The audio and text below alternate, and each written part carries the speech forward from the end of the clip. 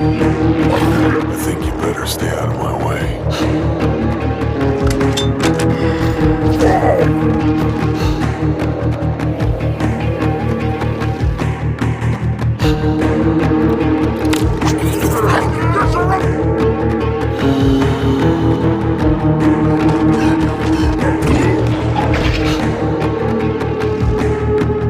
Hey, nice going, stranger.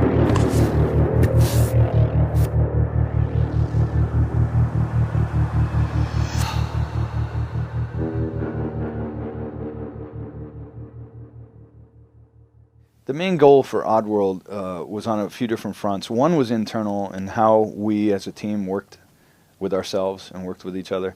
And then the other was external. And the game industry had changed in many ways. You know, in the games like Grand Theft Auto and Halo, I mean, it brought a lot of different expectations to what gaming should be. And we said, you know, and there's a lot of fun to be had there. And we felt like in the realm of shooting, there was a lot of creativity to be found. And we thought we could add some new twists to that. We wanted to conquer some barriers between first to third person gameplay. And also internally, we had just come off a really heavy production with Munch, and a lot of new faces were there that helped us deliver Munch. And we wanted to create a new engine, and we didn't want to be bound by the rules that people thought our previous characters should be, you know, should adhere to. And we wanted a completely fresh start, and we wanted to be far more action driven. But at the same time, we didn't want to lose the heart and the humor and the things that we thought, you know, were unique to Oddworld. And so we set out to create Stranger. We wanted to have different views of the game that were more optimal to each style of play. So we're looking at games like Halo, and we go, God, Halo really solved console shooting in a very fluid, fast way for a variety of reasons. But one was just great controls. And we liked those controls. And for shooting, we felt like that's what the controls should be. On the other hand, you're always in first-person mode. And we felt like we should be able to see our character and have more abilities in a third-person mode.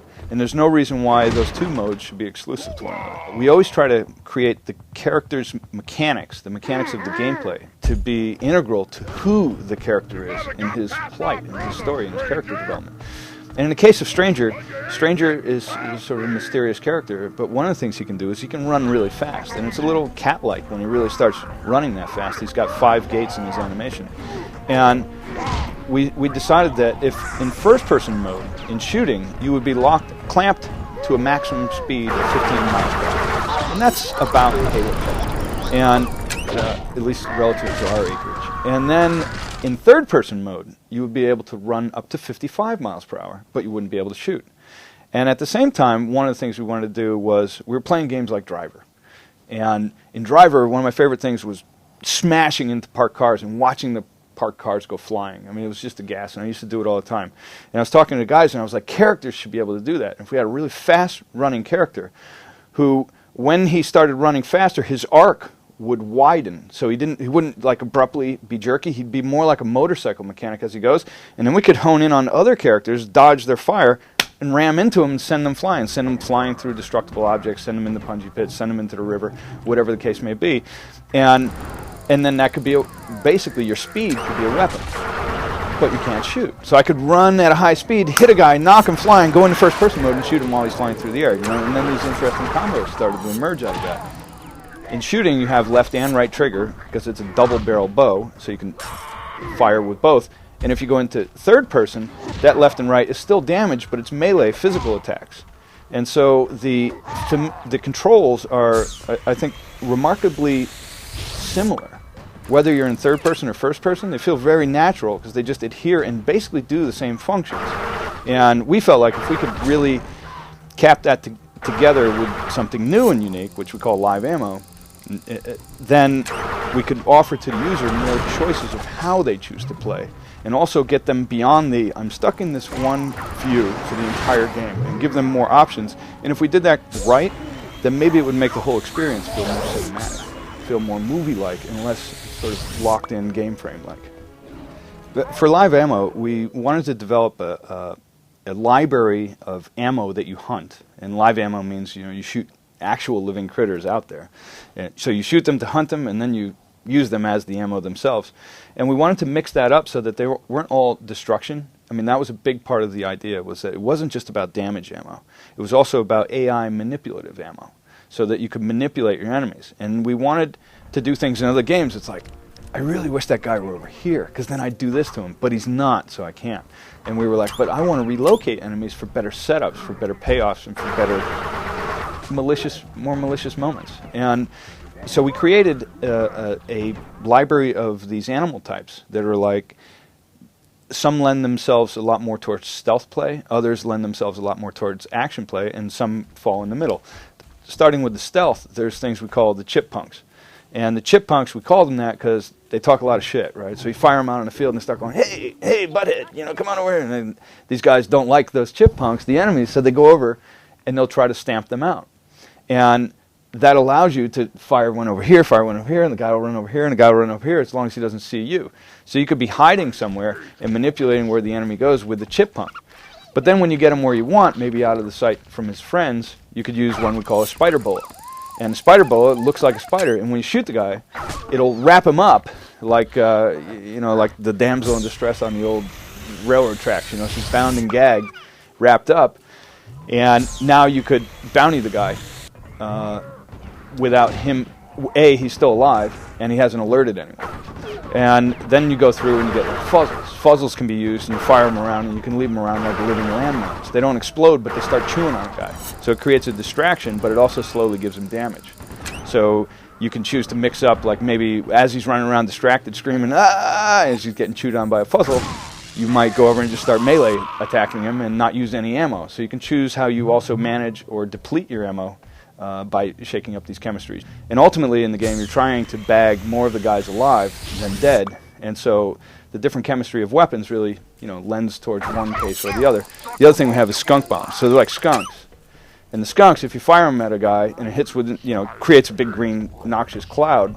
And if anyone's standing within that cloud, they just start throwing up. And so it immobilizes them for a window of time. And then you can even bounty them up while they're puking.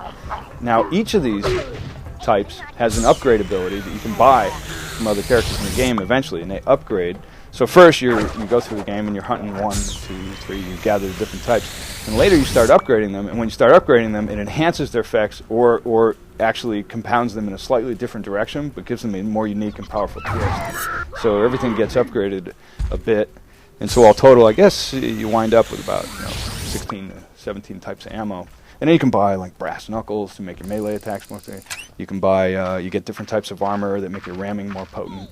Some things happen to you in the game that make you move faster, make your physical strength stronger, make you be able to jump further. And and then a lot of different chemistries can emerge out of that when you look at, okay, I have all these weapon types, and then I have the first to third abilities, and I have the melee attacks. And then when you start to watch people play, it just unfolds uniquely for different play styles. And that was really something we were trying to achieve. We were going, we don't want to say, play the game like this. We want to say, here's a lot of interesting ways you can play the game. And if we do our job right, each of them should be rewarding. We've always been searching for it, and I don't think we've been that really successful in our previous games, because we wanted more of the story to emerge in the game. And I think this is the right trend to be heading towards these days. And we spend a lot of time with the game speak, and the game speak's all context sensitive. And then you go into other you go and you talk to characters that are friendly, and stranger may ask you, where's the bounty store? And you may ask a character that with stranger, but if you keep on asking that same question, he'll ask it like 4 different ways. Where a bounty store is around here. We want to take every opportunity we have to try and squeeze more of an impression of life, rather than just, if he says, where's the bounty store? Where's the bounty store? Where's the, then you go, oh, it's a repeat. But if you can mix it up more and get more variation in there, even though he's conveying the same question or asking the same question, it gives a greater appearance of life. And that's what we're always trying to do. So even if you just bump into friendly characters, they'll go like, what the hell? And they'll be like, what's your problem, boy? They give you some sort of response that's more like people do and less like digital game characters tend to do, And so a lot of times it's like, I walk up to characters in a game and I got a rifle and it's buried in the crack of a guy's ass and no one's saying anything. It's like, no, man. He would be like, what the hell are you doing? So we add those moments of, what the hell are you doing? And but it's really to try and enhance the sense of life, but also the sense of story. Because ever since Abe's Odyssey, our feeling was that what we're trying to do is we're trying to create more empathetic characters. Characters that you maybe, hopefully, get a little more emotionally connected to. Not only your character, but the other characters in the world. Whether that's like, I hate that guy, and not just because he's a tough shooter, but because I hate his attitude, man, and the way he looks at the world. You know, he's all punk ass all the time. Or you'd be like, wow, you know, these guys have helped me out so far. I could stick a grenade in their face, but I'd really feel like a schmuck for doing that because they've really helped me out. And if we do our job well in terms of that you can talk to all these characters along the way and that they give you respect and that they're like, hey, you know, you came back and you saved their town from a big fight and these guys that used to be arms dealers were living in their neighborhood. They're like, yeah, dude, you know, you helped us out, man. And there's something... It's emergent in the way that these characters seem to witness what's happening in the world, and we spent a fair amount of time on really trying to get this right, you know, because it's like telling a joke. If the timing's off, it's not funny. And if we build the systems that enable all these things to happen, then when we're going through the story, we have in Oddworld Stranger's Wrath, we have over 5,000 little GameSpeak, unique GameSpeak clips recorded. So that every time, even if you're asking questions, and Stranger will always tell you where you are in the game, like what you need to do. Be like, I need to find the North Gate. You know, so, okay, and he'll say that 5 different ways. But when he talks to a character, he'll be like, yeah, tell me where the North Gate is. I don't know where the North Gate is, but... you know, them damned outlaws are over there. I wish someone would do something about that shit. You know, and so everything, hopefully, is steered towards driving you back to the main plot, filling you in on a lot of what's happening around that world. And it's all geared towards trying to make that world more believable and more entertaining. For us, we're trying to push that boundary of making it feel more like a film, more like what we expect from cinema every moment while you're playing. And it should not be at the expense of having really strong gameplay.